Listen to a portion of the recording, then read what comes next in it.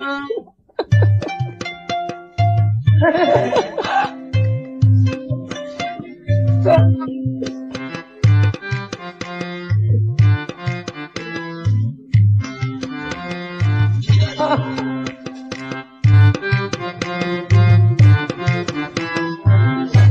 Flat viewers, this video has gone viral on social media.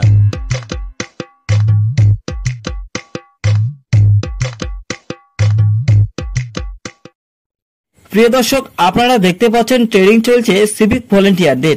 মানে কিভাবে আইন শৃঙ্খলাকে রক্ষা করতে হবে, কিভাবে ক্ষোভ বিক্ষোভকে আটকাতে হবে, তারই কিন্তু একটা ট্রেনিং চলছে। কিন্তু প্রশ্ন হচ্ছে, এই সমস্ত প্রশিক্ষণের কি দরকার রয়েছে? যারা সিভিক ভলেন্টিয়ার আছে তাদের তো ল অ্যান্ড অর্ডার মেনটেন যে একটা বিষয় আছে, সেইখানে এদেরকে কোনো কাজেই লাগানো হয় না। তাহলে এই ট্রেনিং কিসের জন্য? হাইকোর্টের নিয়ম অনুসারে সিভিক ভলেন্টিয়ারদের কোন কোন কাজে লাগানো হয় তার কিন্তু পয়েন্ট এখানে বেশ দেওয়া রয়েছে। এই নোটিশে বলা হয়েছে, ট্রাফিক পুলিশ নিয়ন্ত্রণে বা বড় কোনো উৎসব হলে সেখানে পুলিশকে অ্যাসিস্ট করাই হচ্ছে এই সিভিক ভলেন্টিয়ারদের কাজ। সার্কুলার হিসাবে ভবানী ভবন থেকে এটি লেখা হয়েছে। তাহলে কেন এদেরকে এই ধরনের ট্রেনিং দেওয়া হচ্ছে? সিভিক ভলেন্টিয়ারদের এমন এমন পোশাক দিয়েছেন রাজ্য সরকার, দেখে যে মনেই হবে যেন বিএসএফ জওয়ান চলে এসেছে আমাদের মাঝে। তাহলে এই রাজ্যের পুলিশ বুঝতে পারছেন 2026-এর নির্বাচনের আগেই বিশাল ক্ষোভ বিক্ষোভের ঝড় কিন্তু আসতে চলেছে।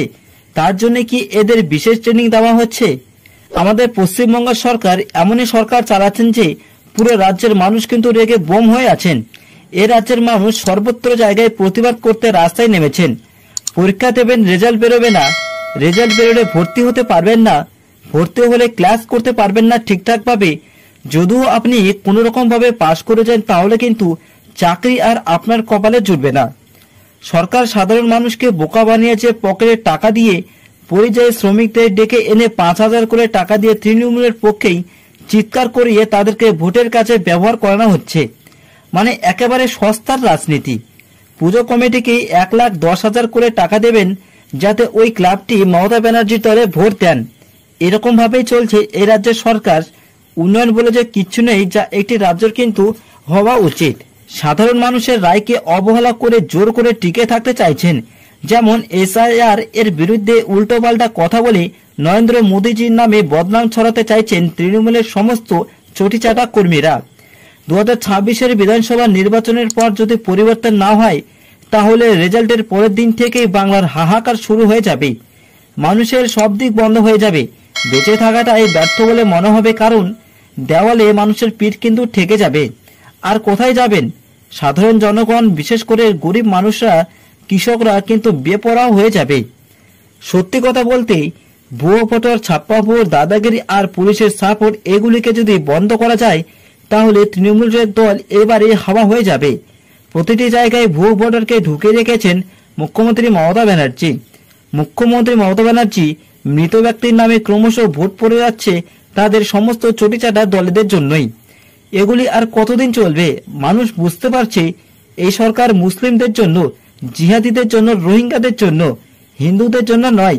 এই সরকার থাকলে শিক্ষিতরা রাস্তায় রাস্তায় চপ ঘুকুরির দোকান দিতে বাধ্য হবে।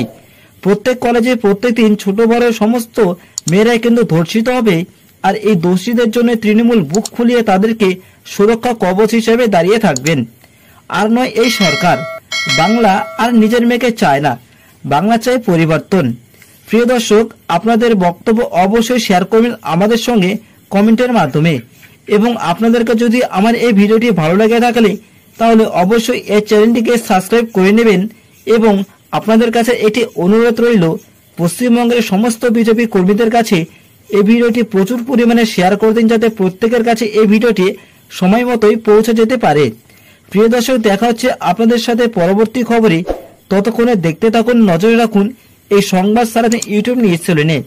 প্রিয় দর্শক, আমার এই ভিডিওটি এতক্ষণ ধরে দেখার জন্য ধন্যবাদ জানাই আপনাদের সকলকে।